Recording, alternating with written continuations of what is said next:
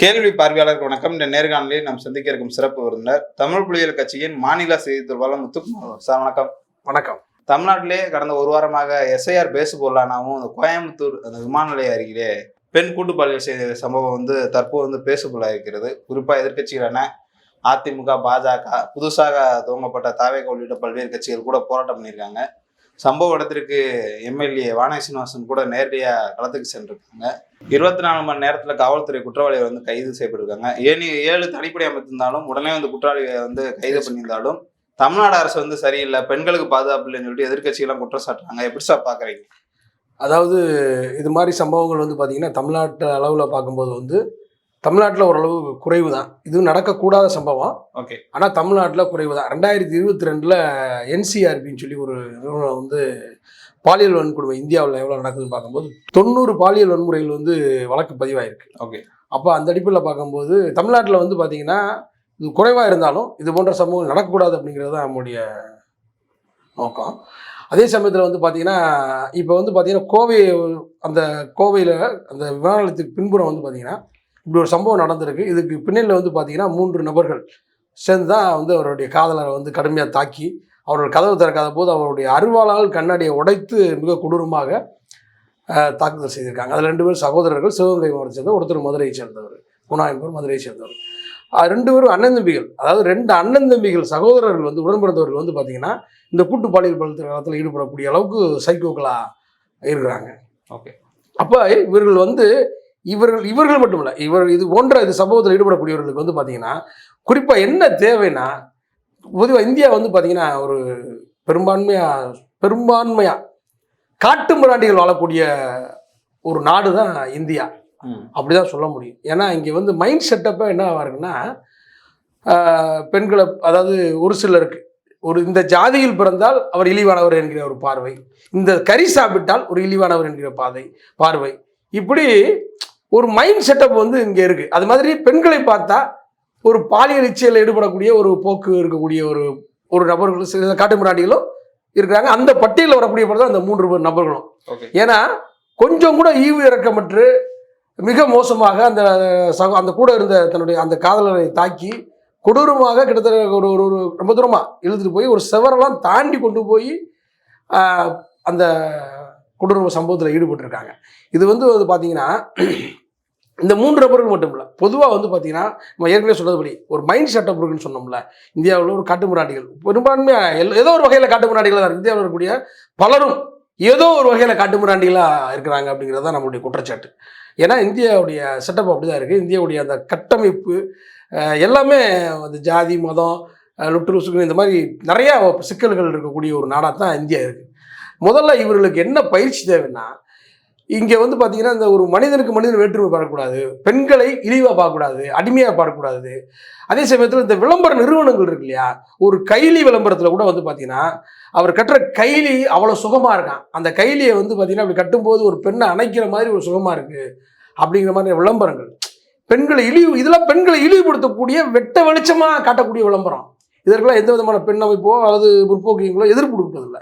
அப்போ இந்த மாதிரியான விளம்பரங்கள் தவறு அப்படிங்கிறத நம்ம இங்கே சுட்டி காட்ட வேண்டிய அவசியம் இருக்குது.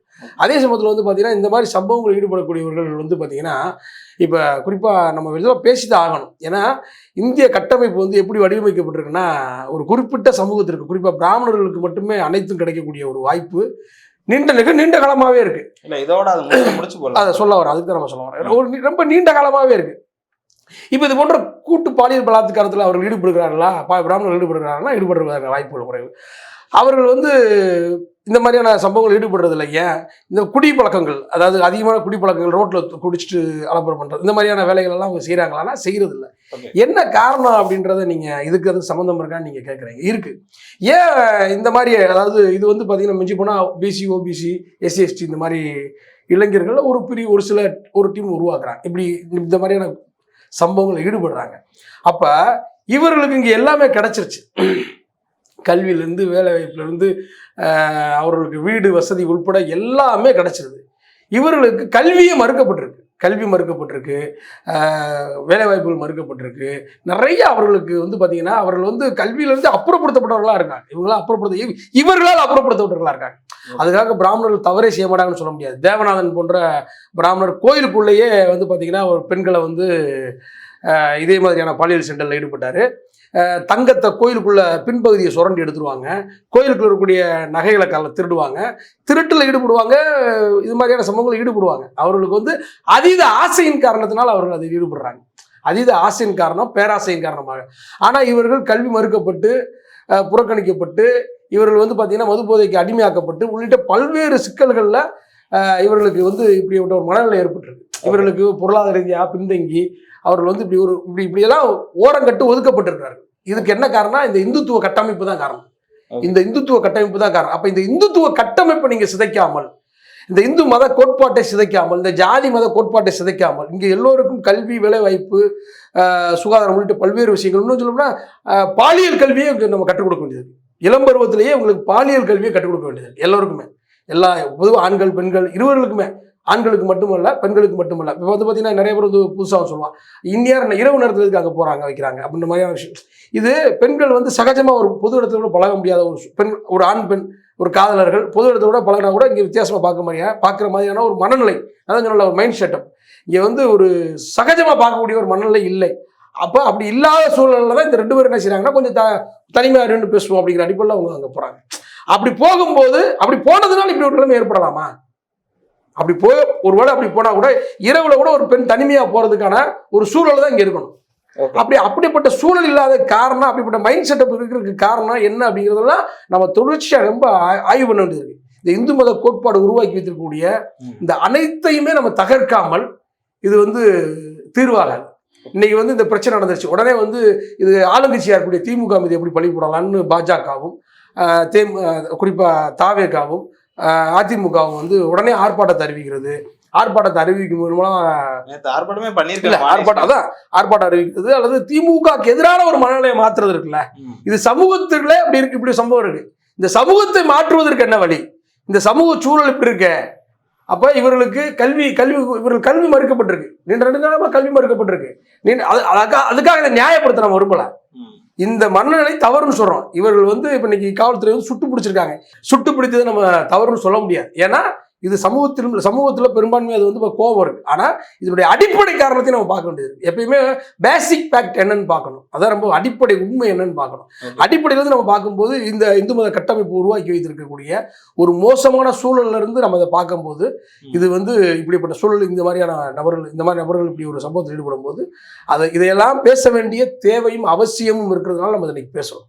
அதே சமயத்தில் வந்து பார்த்தீங்கன்னா நம்ம சொல்றதுதான் இளம் வயதிலேயே பாலியல், அதாவது பருவத்திலே வந்து பார்த்தீங்கன்னா பாலியல் கல்வி குறித்து நம்ம வெளிப்படையாக பேசணும். பெண்கள் மீது ஒரு கொடூரமான இந்த மாதிரி, அதாவது ரெண்டு அண்ணன் தம்பிகள் இருவரும் சேர்ந்து செய்யக்கூடிய இந்த போக்கு இருக்கு இல்லையா, குறைந்தபட்சம் அண்ணன் தம்பியை கண்டிக்கணும், தம்பி அண்ணனை கண்டிக்கணும். இதுதான் யதார்த்தமா இருக்கக்கூடிய ஒரு ஸ்டேட்டஸ். ஆனால் ரெண்டு பேரும் சேர்ந்து இப்படி ஒரு சம்பவத்தில் ஈடுபட்டிருக்காங்கன்னா அப்போ எவ்வளவு கொடூரமான மனநிலைக்கு அவர் ஆளாக்கப்பட்டிருக்கிறார்கள், எவ்வளோ கொடூரமான ஒரு மோசமான ஒரு போக்கில் அவங்க இருந்திருக்காங்கன்றது வெளிப்படையாக தெரியுது. அது மட்டும் இல்லாமல் இவர்கள் வந்து பெரிய குற்றப்பின்னணி உள்ளவர்களாக தான் இருக்காங்க. இவர்கள் மீது பல்வேறு வழக்குகள், கொள்ளை உள்ளிட்ட பல்வேறு வழக்குகள் இருக்கு. ஆனால் இப்படிப்பட்ட வழக்குகள் இருக்கக்கூடிய இவர்கள் எப்படி சுதந்திரமாக வந்து பார்த்தீங்கன்னா கோவை பகுதி பக்கம், அதான் தன்னுடைய மாவட்டத்தை விட்டு, மதுரை மாவட்டம் சிவகங்கை மாவட்டத்தை விட்டுட்டு அவங்க வந்து கோவை பக்கம் எப்படி போனாங்க அப்படிங்கிறதுலாம் ஆய்வு பண்ணுது. இதுக்கு முன்னாடி அவர்கள் இருக்கக்கூடிய வழக்குகளில் வந்து பார்த்தீங்கன்னா கொடுக்கப்பட்டிருக்க அந்த ஜாமீன் இருக்குல்ல, பெயில் இருக்கு இல்லையா, அதெல்லாம் ரத்து செய்யணும். அதே சமயத்தில் இவர்களுக்கு வந்து பார்த்தீங்கன்னா சிறையிலேயே, இப்போ இவர் கைது செய்யப்பட்டிருக்காங்க, சிறையிலேயே வந்து பார்த்தீங்கன்னா இவர்களுக்கு தண்டனை வழங்கப்படணும். வேகமாக வந்து பார்த்தீங்கன்னா சார்ஜ் ஷீட் தயார் செய்து இவர்கள் மீது உள்ள குற்றச்சாட்டுகள் நிரூபிக்கும் விதமாக உடனடியாக இவர்கள் தண்டனை பெற்று தரக்கூடிய ஒரு சூழலையும் உருவாக்கணும். அதே சமயத்தில் பொது சமூகத்தில் இது மாதிரியான நிறைய இளைஞர்கள் இருக்காங்க. அவங்களுக்கு வந்து நிறைய இளைஞர்கள் இருக்கு, இது மாதிரியான இளைஞர்கள் இருக்காங்க. பெண்களை வந்து ஒரு பாலியல் ரீதியாக பார்க்கக்கூடிய அந்த மாதிரி அடிப்படையிலேயே அவங்கள அதாவது பெண்கள்னாலே இப்படித்தான் அப்படிங்கிற மாதிரி பார்க்கக்கூடிய ஒரு பார்வைகள், இதிலிருந்து இவர்களை வெளியேற்றுவதற்கான பாலியல் கல்வி, குறிப்பாக அதாவது அறிவியல் பூர்வமான பாலியல் கல்வியை நம்ம வந்து கற்றுக் கொடுக்கணும். அப்படி கற்றுக் கொடுக்க தவறும் பட்சத்தில் இது போன்ற சம்பவங்கள் இது தொடர்தான் செய்யும். ஏன்னா இது என்ன சொல்றாங்கன்னா பாஜக அது திமுக அரசனுடைய அந்த காவல்துறை தோல்விதான் காரணம். இப்பெல்லாம் இப்படி ரோந்து பண்ணிலாம் என்ன பண்றீங்க, காவல்துறை இருக்கான்லாம் கேள்வி. காவல்துறை வந்து பாத்தீங்கன்னா 24 மணி நேரத்துக்குள்ள அந்த குற்றவாளிகளை மூவரையுமே 300 சிசிடிவி கேமராக்களை ஆய்வு செய்து உடனடியாக அவங்கள கைது செஞ்சிருக்காங்க. அது ரொம்ப பெரிய வரவேற்புக்க வேண்டிய விஷயம், பாராட்ட வேண்டிய விஷயம். அதாவது சொல்ல எதிர்கட்சிகள் ஆளுங்கட்சி மீது பழி போட்டு ஒரு சம்பவம் நடந்தால் ஆளுங்கட்சி மீது பழி போட்டு ஆட்சிக்கு வருவதற்கு துடிக்கிறார்கள். இங்க அது இல்லை பிரச்சனை. சமூகத்தில் இருக்கக்கூடிய ஏற்றத்தாழ்வுகள் தீர்வதற்கு, இந்த பெண்களை இழிவாக பார்க்கக்கூடிய போக்குகளை ஒழிப்பதற்கு, குறிப்பாக சினிமாக்கள்லையும் நாடகங்கள்லையும் விளம்பரங்களிலும் பெண்களை ஒரு போதைப் பொருளாக காட்டக்கூடிய போக்கு, இதற்கெல்லாம் எதிராக இவர்கள் போராடணும். வெறுமனே திமுக எதிரான போராட்டமாக, திமுக ஆட்சி அகற்றுவதற்கு எதிரான போராட்டமாக இருக்கக்கூடாது. பெண்களை போதைப் பொருளாக காட்டக்கூடிய சினிமாவா இருக்கட்டும், அது நாடகமா இருக்கட்டும், விளம்பரங்களா இருக்கட்டும், பல்வேறு நாளிதழ்களில் கூட அப்படி ஒரு விளம்பரங்கள் வந்து அதெல்லாம் எதிர்க்கக்கூடிய ஒரு போக்கு வரணும். பெண்களை ஒரு பாலியல் இச்சையா மட்டுமே பார்க்கக்கூடிய போது அப்படித்தான். இப்ப பெண்கள்னா என்ன, ஒரு சொத்து. பெண்கள் வந்து ஒரு சொத்து, ஆணுக்கு வாரிசை சுமந்து கொடுக்கக்கூடிய ஒரு சொத்து. அப்படிதான் இந்த இந்திய கட்டமைப்பு இருக்கு. இந்த இந்து மத கட்டமைப்பு, இந்த இந்திய கட்டமைப்பு அப்படிதான் இருக்கு. பெண்கள் வந்து ஒரு ஆணுக்கு அடிமை. அவங்க வந்து ஒரு ஆணுக்கு ஒரு வாரிசை பெற்றுக் கொடுக்கணும், அந்த ஆணுக்கு சொந்தமா இருக்கணும். அவங்க ஒருவேளை வேற விருப்பமே இல்லாம இருந்தா கூட இவரோட தான் கட்டாயப்பட்டு வாழணும். அவர் விரும்பின ஒரு நபரை தேர்ந்தெடுக்க முடியாத ஒரு நிலைமை இருக்கு. பல சிக்கல்கள், அதெல்லாம் சமூக சூழலே வந்து இதெல்லாம் தவறு. நீங்க வந்து கட்டாயமா திருமணம் முடிச்சு கூட ஏத்துக்கணும். கல்லானாலும் கணவன், புல்லானாலும் புருஷன், அவரோட தான் நீங்க இருக்கணும் அப்படிங்கிற மாதிரியான இந்த கட்டமைப்புகள்லாம் இந்திய கட்டமைப்புகளா இருக்கு. இதெல்லாம் சிதைக்கப்படணும். இதெல்லாம் சிதைக்கப்படாமல், இதெல்லாம் உடைக்கப்படாமல், இந்த மாதிரியான சீர்திருத்தங்கள், இது மாதிரியான சம்பவங்களை வந்து நம்ம தவிர்க்க முடியாது. அப்ப வெறுமனே திமுக எதிர்ப்பு போராட்டமாக இல்லாமல் சமூக மாற்றத்திற்கு, ஏன்னா எந்த ஆட்சி நடந்தாலும் இது நடக்குது. குறிப்பாக வந்து பார்த்தீங்கன்னா பாஜக ஆளும் மாநிலங்களில், உத்தரப்பிரதேசத்தில் மிக கொடூரமான சம்பவங்கள்லாம் நடந்திருக்கு. இன்னும் நம்ம சொல்ல போனால் மகாராஷ்டிராவில் அம்பேத்கர் பிறந்த மாநிலங்களை வந்து பார்த்தீங்கன்னா கயர்லாஞ்சில் கிட்டத்தட்ட 10-15 ஆண்டுகளுக்கு முன்பு வந்து பார்த்தீங்கன்னா கயர்லாஞ்சி அப்படின்னு ஒரு மாவட்டத்தில் வந்து பார்த்தீங்கன்னா கயர்லாஞ்சி ஊரில் வந்து பார்த்தீங்கன்னா மிக மோசமாக ஒரு தலித் குடும்பம், ஒரு ஊரே சேர்ந்து, அதாவது அவர்களை பழிவாங்குவதற்கு அந்த பெண்ணை தான் தேர்ந்தெடுத்தார்கள்.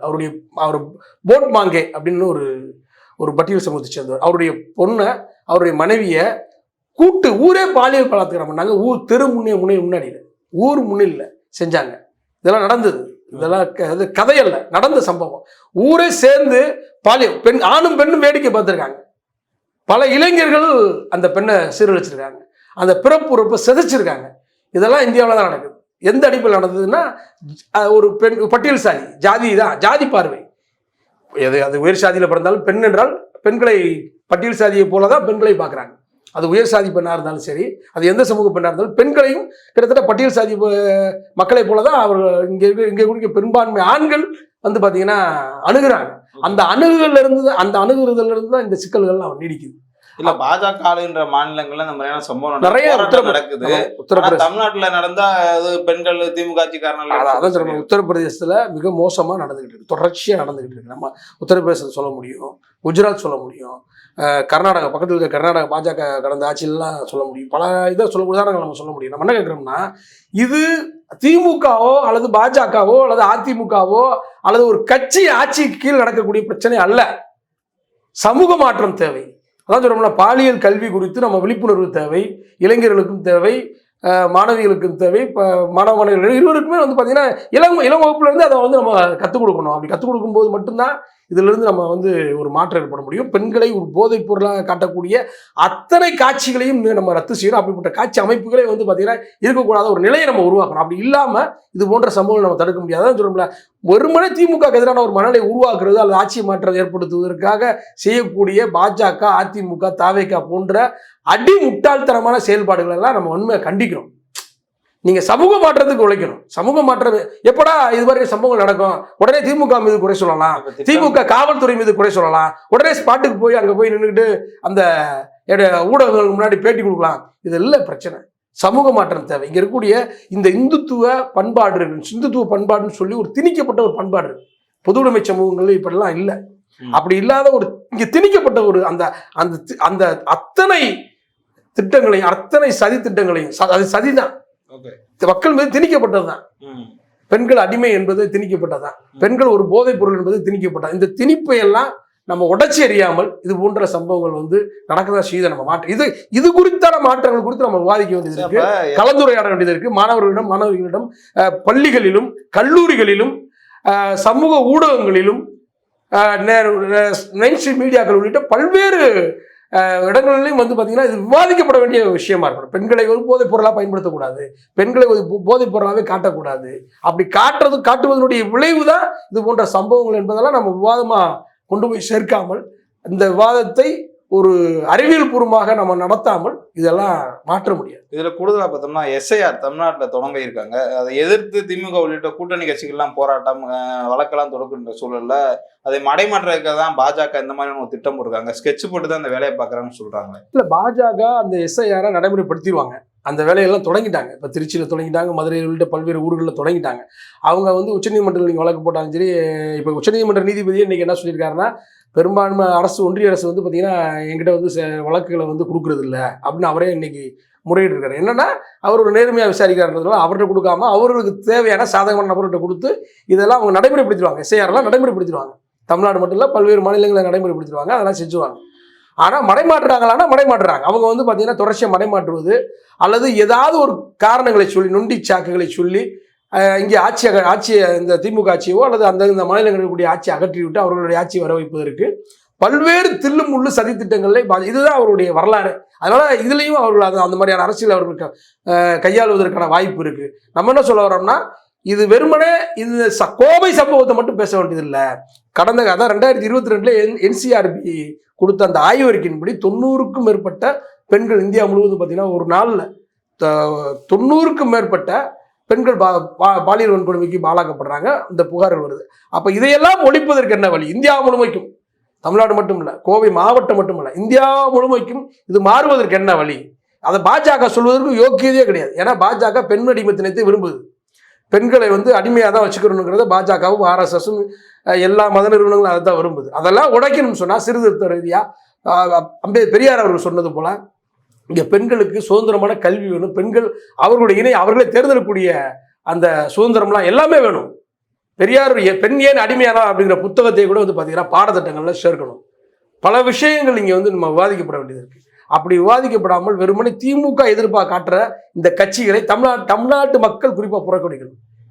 இது என்ன சப்ஜெக்ட்னு பார்க்கணும். இந்தியா முழுவதும் இருக்கக்கூடிய ஒரு பிரச்சனை, தமிழ்நாட்டில் மட்டும் அல்லது கோவை மாவட்டத்தில் மட்டும் இருக்கக்கூடிய பிரச்சனை, இது இந்தியா முழுவதும் இருக்கக்கூடிய பிரச்சனை. அப்போ இந்தியா முழுவதும் இருக்கக்கூடிய இந்த பிரச்சனையை தீர்ப்பதற்கு என்ன வழி என்பது குறித்தான ஆய்வுக்கூட்டில் தான் போகணுமோ தவிர திமுகவுக்கு எதிராக ஒரு அரசியல் செய்து மீண்டும் நீங்கள் ஆட்சிக்கு வந்து இதே நடப்பதற்கான வேலையை செய்வதற்கு இங்கே பேச வேண்டிய அவசியம் இல்லை. அதுதான் ரொம்ப முக்கியம். பெரிய ஒரு வாதம் தேவை. அரசியலாகவும் அறிவுபூர்வமாகவும் பாலியல் கல்வி குறித்து இன்றைக்கு இருக்கக்கூடிய மாணவ மாணவிகளுக்கு இளம் கல்வியிலிருந்தே அவர்களுக்கு வந்து வளர்த்தெடுக்கப்பட்டால் மட்டும்தான் இதுக்கு ஒரு மாற்றத்தை ஏற்படுத்த முடியும். ஓகே சார், நன்றி.